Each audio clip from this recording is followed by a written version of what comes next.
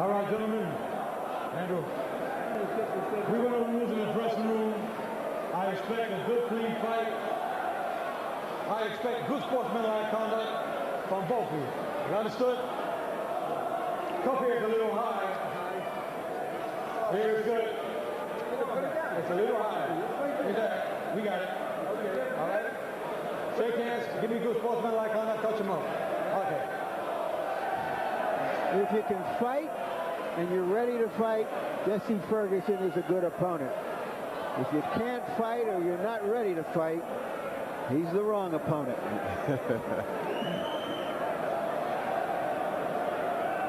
Interesting harbinger of something later to come tonight. You saw Joe Cortez talking to Jesse the Boogeyman about the height of his protective cup, and that's a subject for Grant's opponent, Ahmad Abdin, who believes that Michael Grant gets an unfair advantage at wearing that up around his chest in most fights. Jesse's coming out right now to let Gołota know that he's in a fight, maybe try to hurt him. Maybe his only chance. Yeah, he may not be in shape to go a full 10 rounds tonight, being that he took the fight on such a short notice. Ferguson says he had an inkling weeks ago that something might happen to Thunder, and that as he trained in the gym for the past couple of weeks, he was keeping in the back of his mind the possibility of stepping up into this opportunity. I'm sure he's had these opportunities to come at him several times before like this, so he knows that if he stays in shape, that he may get an opportunity, and if he does, he wants to be there to answer. And he's respected by matchmakers despite his 17 losses as a professional who will give you an effort. This despite the fact that many believe he did not make an effort in his 2-round knockout loss to Riddick Bowe when he had a big chance to fight for the heavyweight title. Well, that was different circumstances. It's like the Boogeyman likes to come out at night, but a bright light got shined on him all of a sudden when he came out to fight Riddick Bowe. So it kind of put him in shock. Yeah, and Riddick Bowe was a hell of a fighter at that time. It was the second of Bowe's title defenses after he first took the title from Evander Holyfield in November of '92. First he fought against Michael Dokes in Madison Square Garden, and then Ferguson in Washington, D.C. Now Gołota throwing right hands over the top. In his victory over Tim Witherspoon a few months ago, Gołota fought a remarkably controlled boxer-like performance. And when Gołota gets his jab going, there aren't too many heavyweights who can do anything about it. When he gets the rhythm on his jab, he's very tough to contend with. Yeah, he is, and mainly because he has such a big frame. He's a big heavyweight. He's not a little guy. Once he gets those long arms to work, it's hard for the shorter guys to catch up with him. He's hurting Jesse right here. He's throwing some heavy shots, complete control, good short, hard shots from Gołota. Ferguson may not get the kinds of opportunities he hoped for, sneaking in here at the last minute. Gołota off to a good start in round one with the jab, the right over the top, and the occasional left hook. The one punch he's never really learned to throw well is an uppercut. The left hook seems to hurt Gołota every time he throws. I mean, hurt the Boogeyman every time he gets hit. The second time he staggered Ferguson in the round. This is a big, big round for Gołota. A 2-point round. And Gołota keeping the pressure on down the stretch of the round. Ferguson seemed to expect him to back off at some point, but Andrew never did.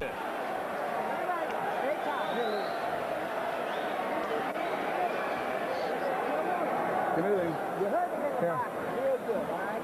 His jab, struggle to his jab to hook the spot. Right hand, hook the body, hook the head.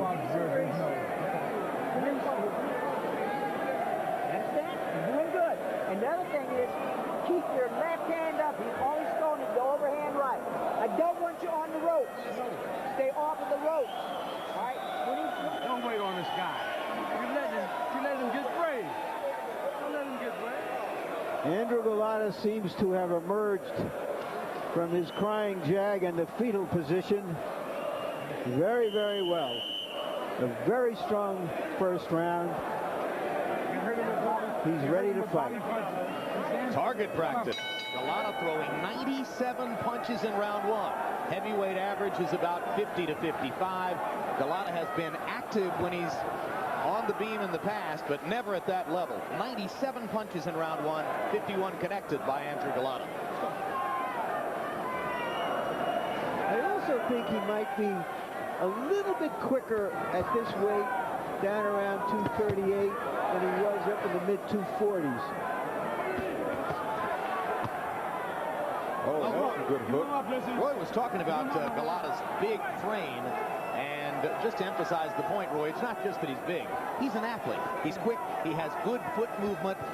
He's probably as gifted an athlete as any of the top big heavyweights, including Grant. Yes, he is. And you don't see much fat on his body. He's got a bloody nose, incidentally, so Jesse did hit him. Yep. But one thing I notice here, he hasn't thrown a body punch that I can recall. Well, maybe that's their insurance against the low blows. You'll recall in the middle rounds of Bo Gołota, too, Lou Duba yelling at him, don't throw a single punch to the body. But they couldn't stop him from delivering the low blows. Pressure and fatigue will make you do things you don't want to do. Almost launched an uppercut there, pulled it back.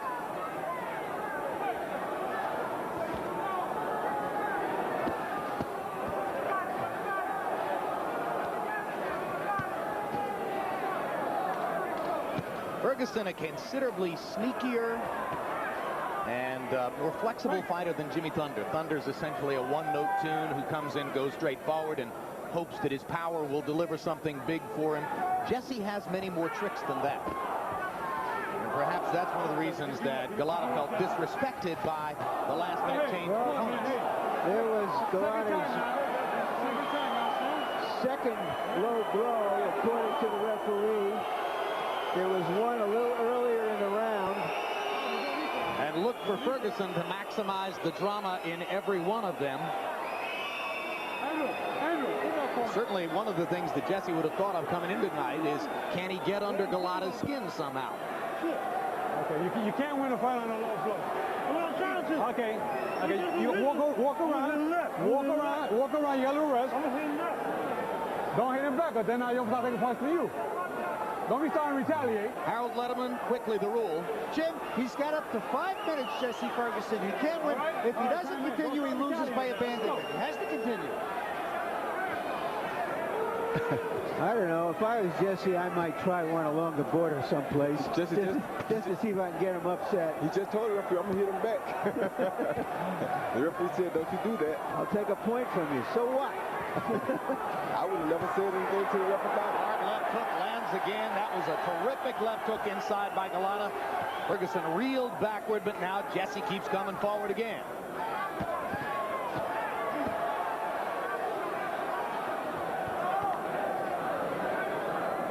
My guess is we're not going to see too many more body punches from Gołota. He doesn't need them in this fight.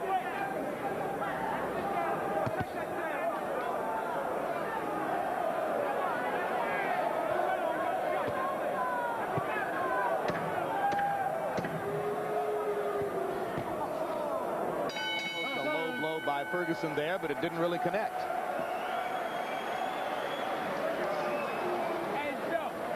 Just you waiting on one shot, man. You gotta use your left hand now. Right? Go to work with your jab, you know? They're gonna nick that. They are not. Go nick that. I'm gonna nick. Where? Right here. Come on. Oh, okay. Give me that. Take a look at the more obvious of the two low blows that Gołota landed in that fight. One thing I noticed there, Roy, was he did dip his shoulder and try to throw that punch correctly. No more body shots. No more body shots. That's not the way it wound up. Just keep it. Hit him right there. And you see the lopsided punch set numbers through round number 2. Keep hitting him with the jab. Gołota has a scar on the back of his head that I believe is from the cell phone with which he was attacked in the riot back on July 11, 1996.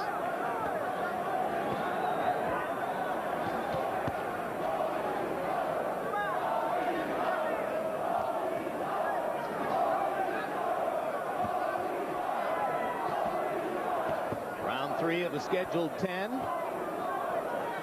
Second fight tonight is scheduled for 12 rounds. Grant against Abdeen.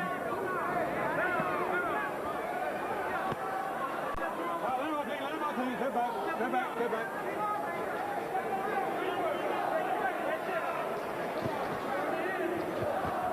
I can't say that I've seen Gołota show this much poise in a long time. He seems to be well under control of everything he's doing.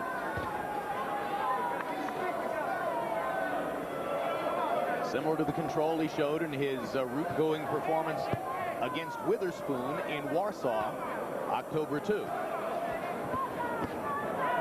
Hard right hand lands for Gołota. Ferguson backing up. Andrew trying here to join Carl Williams, Mike Tyson, Bruce Seldon, Riddick Bowe, Frank Bruno, Jeremy Williams, and Donnell Nicholson among heavyweights to have knocked Jesse Ferguson out.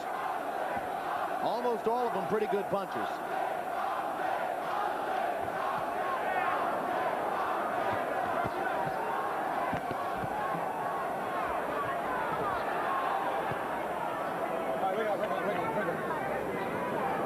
Jesse with swelling mark around the right eye, where some of the left hooks have done damage. Ferguson's last fight was an upset of Obed Sullivan, once a top 10 fighter. So he's come into this fight saying, I'm just maturing as a fighter.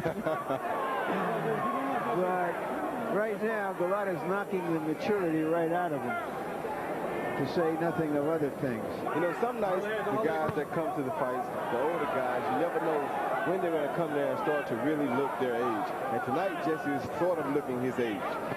41, although he thinks that at 41, he's a better fighter than he was 15 years ago.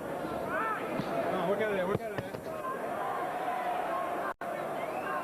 He could be a better thinking fighter than he was 15 years ago. Got a relatively late start in his professional career. Had a pitched battle with Carl the Truth Williams, and Williams knocked him out late. Off his performance there, Jesse got a chance to be the opponent in February 1986 against a very young heavyweight prospect named Mike Tyson. And a lot of people will remember that Tyson fight. It was his network television debut on ABC, and it was the fight after which he said, I was trying to drive his nose bone into his brain, describing the intention of his uppercut punch.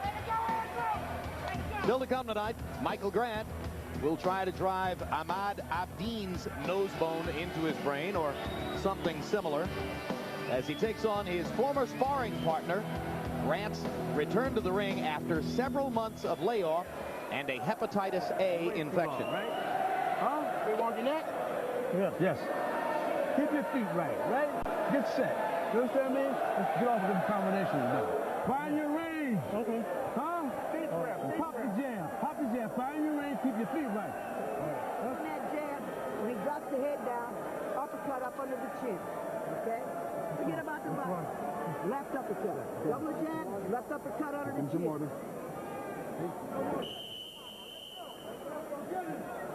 Let's go. Let's go, Lou. Let's go, Lou.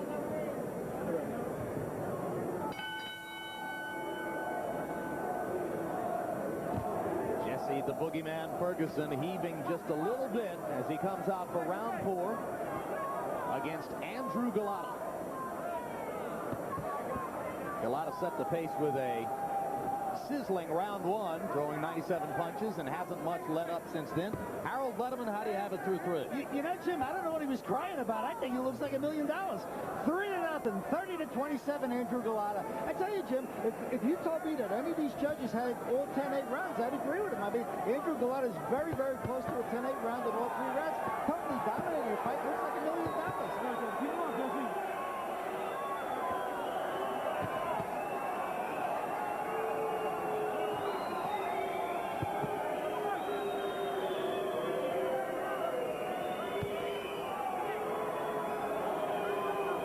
Contingent in the upper deck, just craving the moment when they can break out the flags and start chanting again. It's a little dull for that right now. Most of them still on their feet as they watch their man.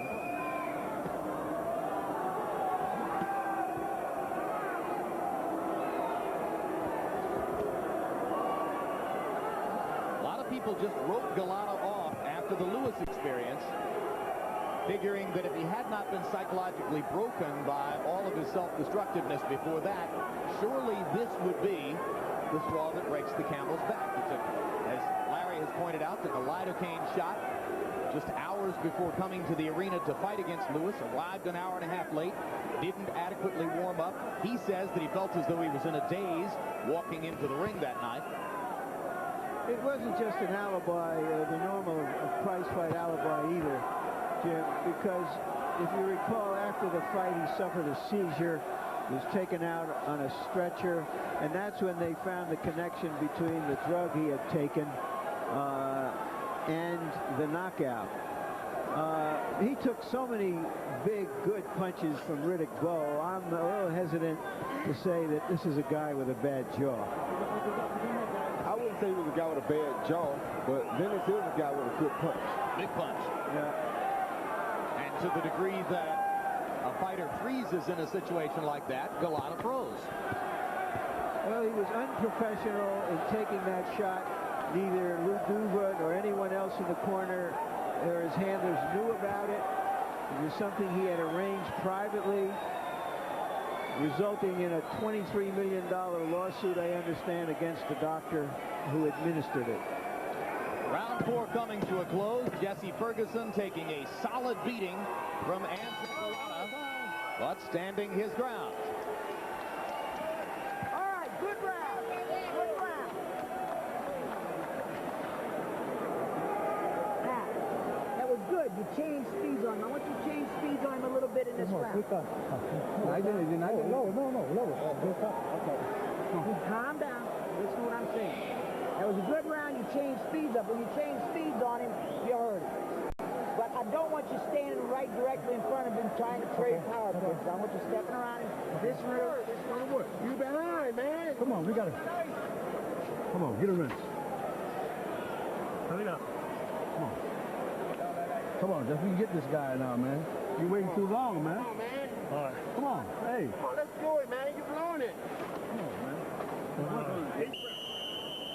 These guys ready to go. Put your shit down. Right now, the only question appears to be whether Gołota can finish Ferguson in style. Hold time. Come on, guys. All right, time in. Let's go. Momentary delay while Cortez waited for Lou Duva and Ronnie Shields to exit the ring in Gołota's corner. You always have to wonder in a fight like this, will Gołota get bored and get caught with a big punch too? Well, or will he get disqualified? You have to regard it as at least a possibility in every one of his fights. Even prior to his self-destruction against Bowe in July of '96, when he was winning the fight easily and was disqualified on low blows the first time, even prior to that, he had purposely head-butted Donnell Nicholson in a fight that he was winning easily. He had purposely bitten Samson Pauha on the shoulder in a fight that he was winning easily. So this guy can go off at any moment, and it doesn't matter whether he's winning or losing. Yeah, but he seems to be showing a lot more control tonight than he did in those fights in the early rounds. I think and I hope he learned his lesson. I don't think we'll be seeing any more of that from Andrew.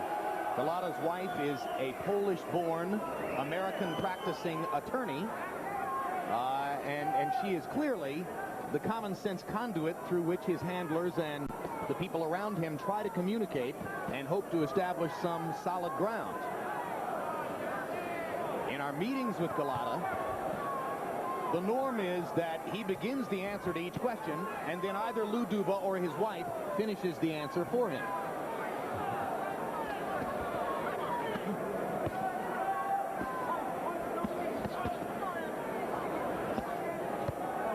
Ferguson appears intent on just hanging around and seeing what strange things are going to happen.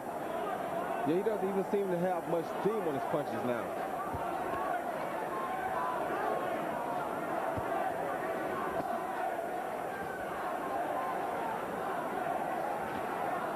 Jesse trying to step around to land a left hook to the body, but doing so almost in slow motion.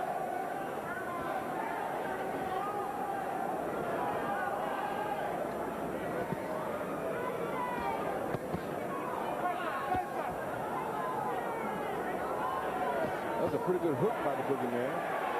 And there's some life. Doubling up on the left hook.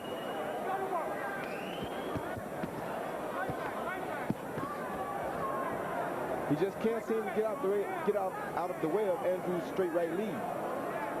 When Andrew steps up and begins pumping his jab and working behind it, Ferguson can't throw. So it's jab, jab, right hand, or jab, left hook. And the right hand lands every time.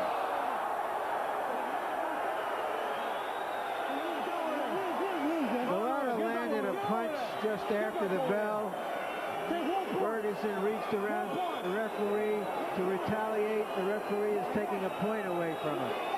So Ferguson is the first to be penalized in the fight.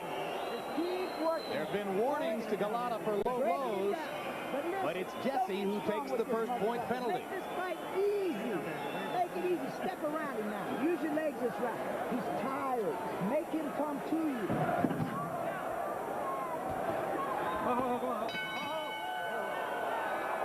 That wasn't that late of a punch. Obviously, it was thrown just at or a millisecond before the bell rang. Yes, and it could be that Ferguson is anxious to capitalize on any opportunity to create havoc in the ring and get Gołota outside of his envelope. Well, he's probably a little frustrated right now. Nothing seems to be going his way. And sometimes when a guy gets to this point in a fight, it's easy for anything to make him go off.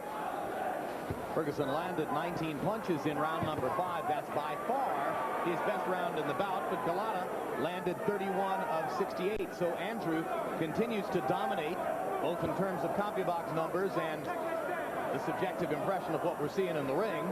And Ferguson continues to hang in, hoping to be the beneficiary of something strange. Yeah, because his power punches don't seem to hurt Andrew at all.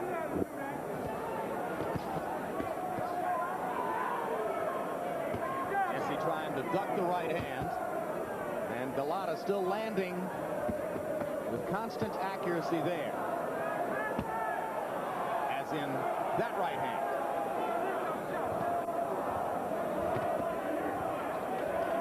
Is Jesse looking to set him up for something, Roy?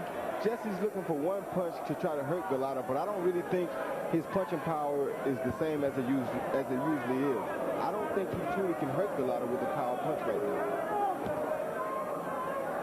I think there's a cut over Ferguson's left eye. That'll mean that cutman Willie Folk will have to go to work to help keep him in the fight. And I think it came from that overhand right. That would make sense, yeah. I think that cut is below the eyebrow. Makes it a tough place for cutman Willie Folk to do his job.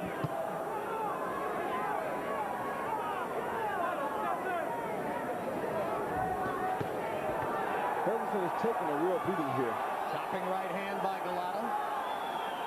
You know, one of the things I was curious about was whether Gołota, in his eagerness to be more controlled and measured, would lose his aggression. But he's showing here, at least against Jesse Ferguson, that he has a good balance between boxing him and aggressing him.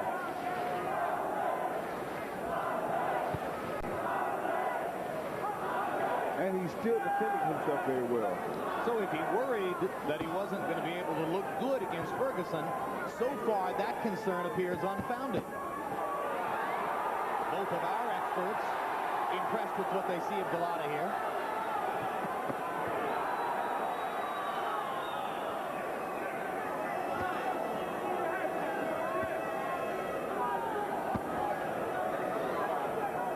When last Jesse Ferguson fought on this network against Samson Pouha, I mistakenly identified his cut man as Leon Tabb because that was the information I'd been given.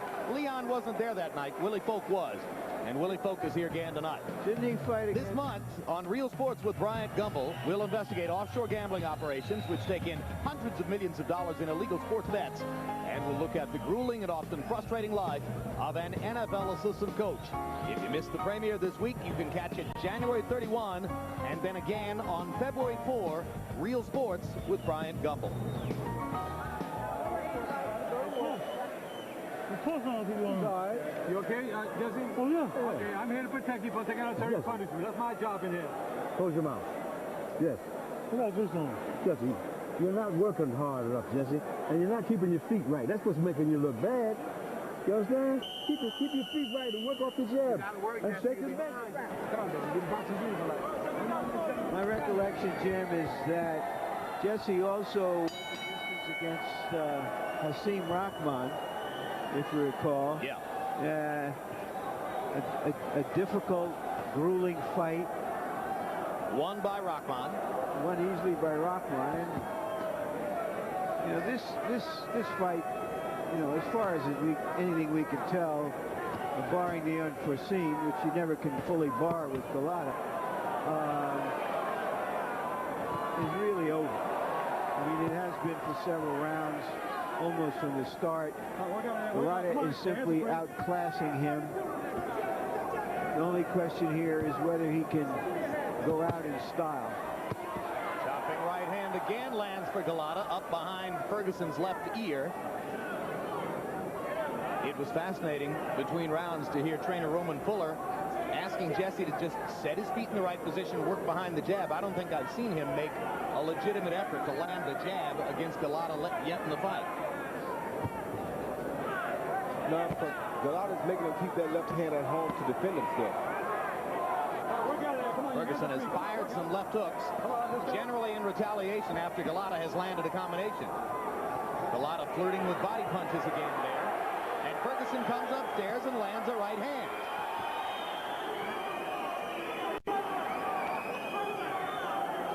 Certainly Gołota unruffled when Ferguson lands a punch.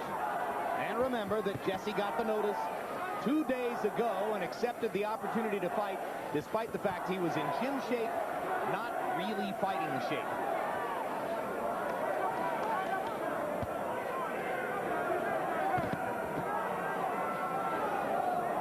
As this fight goes on, it looks more and more like Gołota's a big four-wheel drive sport vehicle, and Jesse a very used car.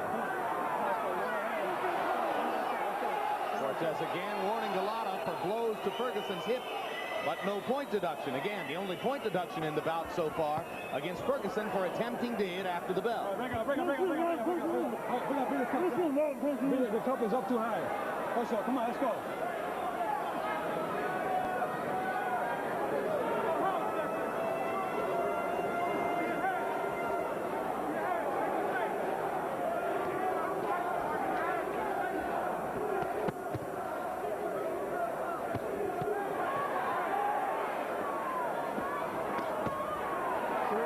Basis of what we've seen so far, Gołota has earned another look against a higher quality opponent. I agree with that.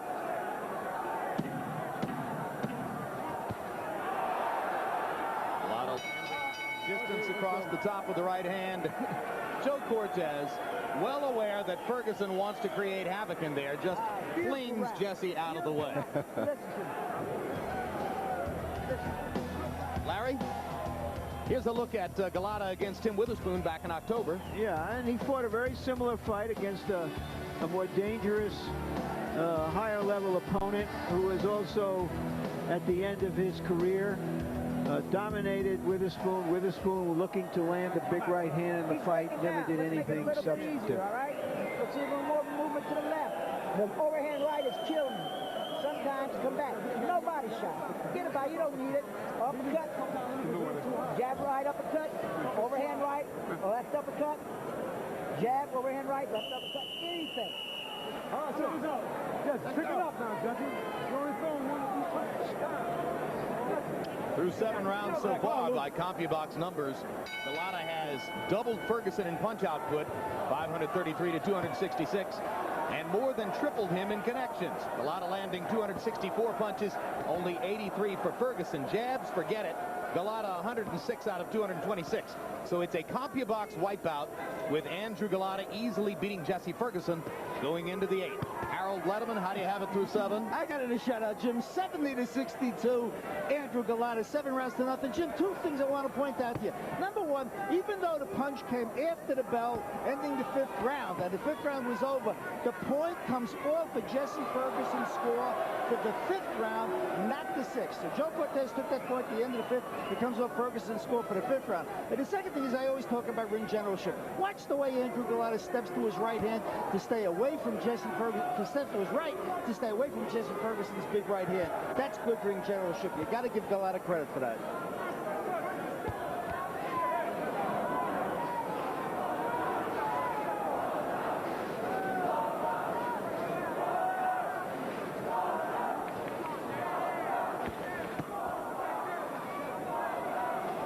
Larry, Gołota's been mentioned by some people as a possible opponent for Mike Tyson as Tyson tries to make his way back toward prominence in the division. Off what you see tonight, do you think Tyson's people would consider putting Mike in with Gołota? It's a good question. What the wags were saying was that if Gołota looked too good, he would never get the fight because Tyson's handlers are not that interested in putting him in with a good fighter yet, or a dangerous fighter, or a highly skilled one. I'm not sure what they think. He certainly is more dangerous than a lot of the other opponents I've heard as possibles for Tyson. Does he look as good to you, Roy, as he looked in 1996 when he was dominating Riddick Bowe at close range? He looks even better to me because he has to do 2 things here. He has to remain in control of what he's doing, but he also has to move around the boogeyman to make sure that the boogeyman does not catch him with a big shot to upset him or to make him lose his cool. So he's showing more poise here than he ever showed before, and he's looking good because he's not walking straight in on the boogeyman. He's going to the left, he's going to the right, and he's changing his attack. And 3 more effective combinations for Gołota as Roy was making the point. So you see a man under control, using his multiplicity of formidable skills, closing in on a possible wear-him-down knockout of Jesse Ferguson. And you wonder, where does Gołota go from here, and who will take the risk of giving him a chance? You think he could show this kind of poise against a better quality fighter who puts some real heat on? That's why we have fights, so we can see. It's a fascinating question. It always has been with this man. Still to come tonight, Ahmad Abdin came to this country at 15 years old. His family owns a tow truck service in Houston, and as a result of his purse tonight, their 40-truck fleet will become 42 sometime next week. And they hope they don't have to take him away behind one of those tow trucks tonight. Though the possibility certainly exists. Connect percentages impressive throughout the fight for Gołota, and the 8th round was his best round. Snap that jab, baby. And stand in front of him. You can hit this guy with right hand. You can leave with right hand and come right back with left hook. He's dropping everything over there. I got it. Find your range. You understand me? Don't get him. Come on, Lou.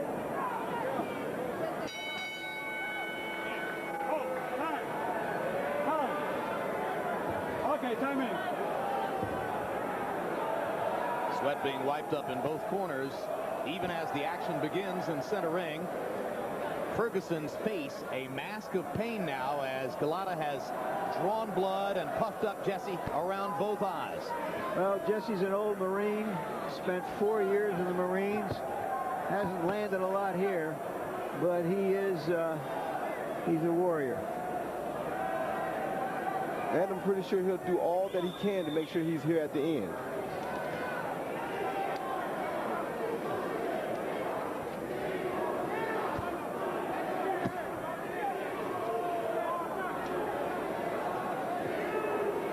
Jesse Ferguson from the eastern North Carolina tobacco town of Knightdale against Andrew Gołota of Warsaw. And Chicago.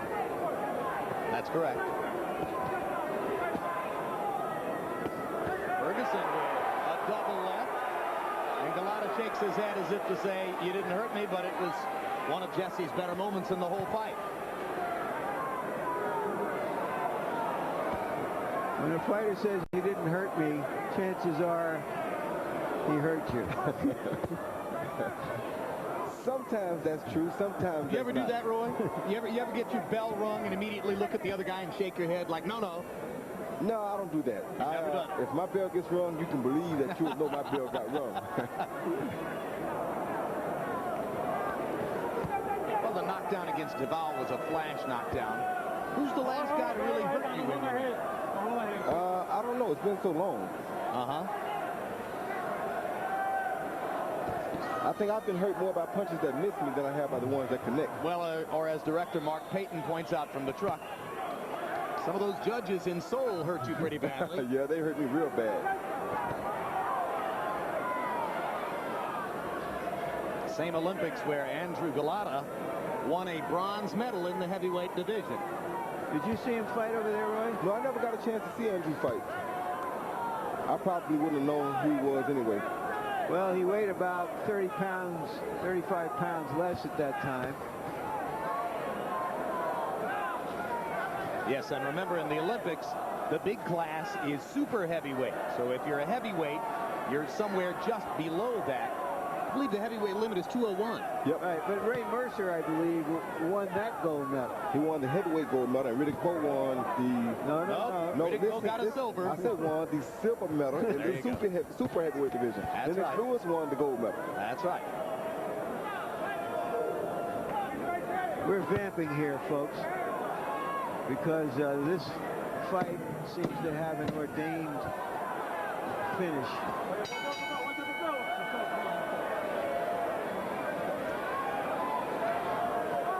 That's what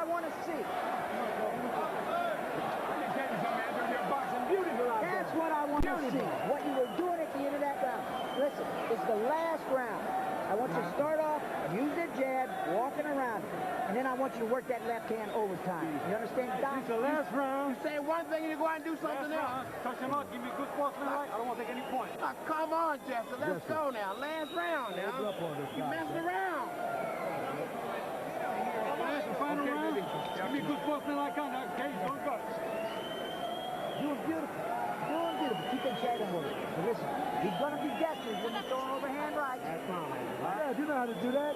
You know, he's just walking around, slapping, throwing some old bullshit punches. Come on, let's go, man. Let's go.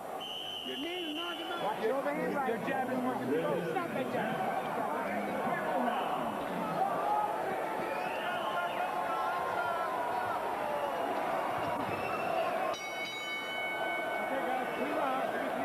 And final round upcoming for Jesse Ferguson and Andrew Gołota. And regardless of how badly embarrassed Ferguson may be by CompuBox numbers and by the competitive picture of what's happened in the fight, by making it to the last of 10 rounds, having taken the fight on about 72 hours notice, I think you have to say he's done his job. Harold, how do you have it through 9? I tell you, I got Andrew Gołota at least 11 points ahead. 9-0, 90-79, Andrew Gołota. Jim, there's two flawless performances out there tonight. One by Andrew Gołota and the other by referee Joe Cortez, who's doing a beautiful job keeping control of this fight. Gołota really picking up the pace, trying to finish him in the 10th, but he's so far ahead, it's amazing. I tell you, it just shows us everything. But I think also because he has fought in a more measured style, he has more left here at the end.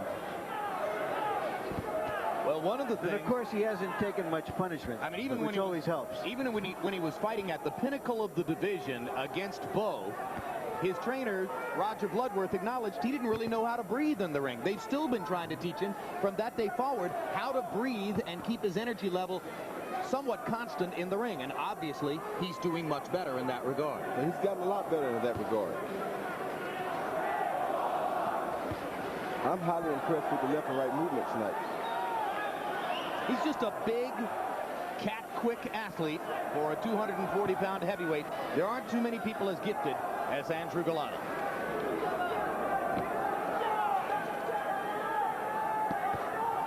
Somebody hands me a note from behind. I don't even know where the note comes from, but the observation of somebody here at ringside is, well, he's fought himself out of a chance at Tyson anytime soon. likely to be a popular observation after this performance by Gołota. What are they trying to say about Tyson? Well, it may take time. I guess they're saying it'll take time. Well, you know, Mike is trying to make money right now, and that's very understandable. I just don't think he would want to rush in and take an unnecessary chance until he's gotten his faculties back together. Against a guy who outweighs him by 20 pounds. Gołota trying one more time to put the hurt on Jesse the Boogeyman Ferguson, but the Boogeyman has come in, taken his medicine, and he's going to be able to stand up for 10 rounds and say, oh, come on. He ain't nothing. He didn't knock me out.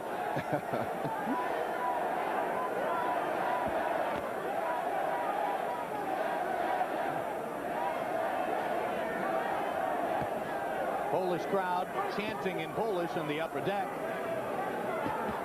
They would have loved to have seen a knockout, but they've seen a totally competent professional performance all the way, and Ferguson's going to finish this bout with blood flowing on both sides.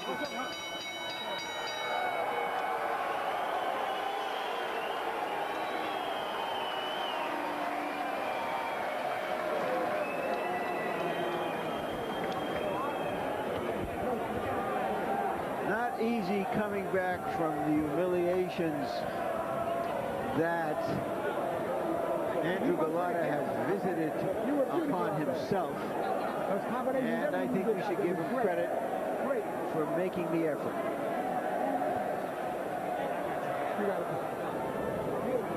Beautiful job. It's beautiful. Harold, would you like to show us what a shutout looks like on the scorecard? Jim, I think there's no question. I've got it 100-88, 10 rounds to nothing, Andrew Gołota. You have to give Andrew Gołota an extra point in round 5 because Joe took a point from him, and you have to give Andrew Gołota an extra point in round 8 because he won it so big. That's a 10-8 round without a knockdown. So it's Gołota easy. You are a master of the obvious, Harold.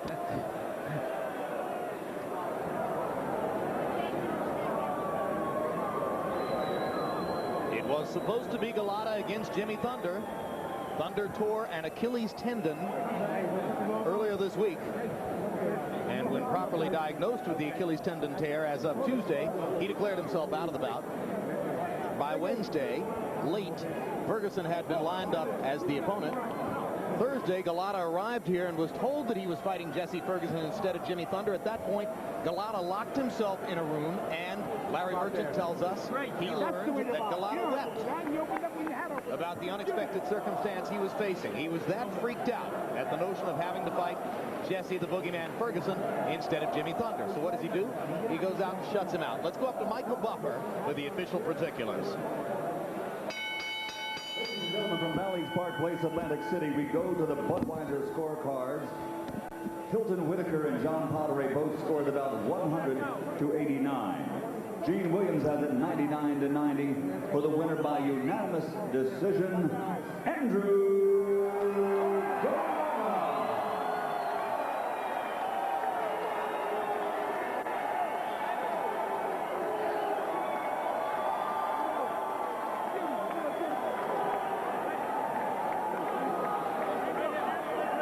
Another round of applause for the very game effort from Jesse Ferguson of Philadelphia.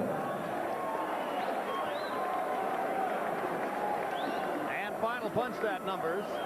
As we mentioned, the CompuBox wipeout. Gołota more than doubling Ferguson's punch output, nearly quadrupling his connect output, and virtually doubling Ferguson in connect percentage. Jabs completely dominated by Gołota. He's got one of the better jabs in the heavyweight division. So off of that, do you put Andrew Gołota back in the pantheon of fighters who will be looking for a chance to fight the winner of Holyfield-Lewis? Certainly in terms of the quality of his performances, he might deserve that kind of consideration. Whether he's yet taken that seriously by promoters and by the boxing public, that remains to be seen.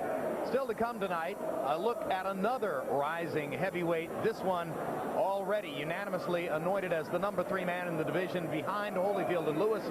That'll be Michael Grant, and he's fighting against a former sparring partner named Ahmad Abdin as he comes back from a long layoff. Very quickly, Roy Jones, I mentioned the question of whether Gołota filters into the mix now of possible opponents for the Holyfield-Lewis winner. You put him there? Oh, yes, most definitely. He has quick hands. He has that huge frame for a heavyweight that we like to see. He has pretty good punching power, and he throws a lot of punches.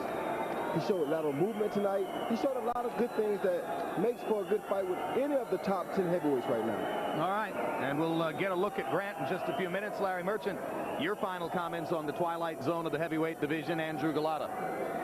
Well,